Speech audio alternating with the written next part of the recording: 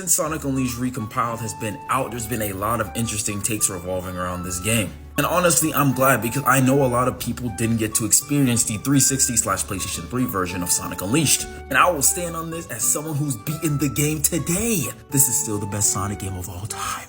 But with that aside, let's take a look at one of the takes I've seen today. Now you can pause to read this right here. Basically, they're saying that the Egg Dragoon, one of the final bosses in Sonic Unleashed, has more hype centered around it compared to the bosses in Sonic Frontiers. And then another post that was quoted to the previous one, right here.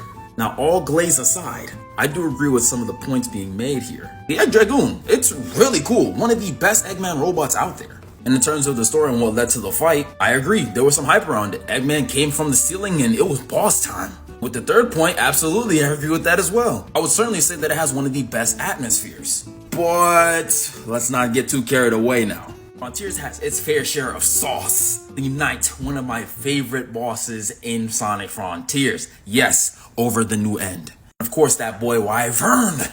I miss fighting you, my boy. Now, if we now put this in a perspective of actual gameplay, those two bosses that I just mentioned far surpass the Egg Dragoon. After replaying the Egg Dragoon, there's really not much to it. Yeah, it's menacing, it's hype, it's cool. All you have to do is just hit the weak spot, do a little quick time event, which happens twice in the fight, and that's about it. There isn't really much to it. Now, yes, in Frontiers, you could just spam buttons and just wail on the boss, but I don't know, it's just like, there's just a little more to it, you know what I mean? I'm gonna be completely honest here. I think the bosses in Frontiers and the bosses in Sonic Unleashed are pretty close to each other. Like, they're not really above each other in a large margin. And I personally think you can have interesting conversations about these bosses. But those are just my thoughts. What do you guys think about the Sonic Unleashed bosses compared to Sonic Frontiers bosses? For those of you guys that had the opportunity to play Sonic Unleashed, how are you liking it? Are you liking the game? Do you still think Frontiers is better? What's your preference? I'm really curious.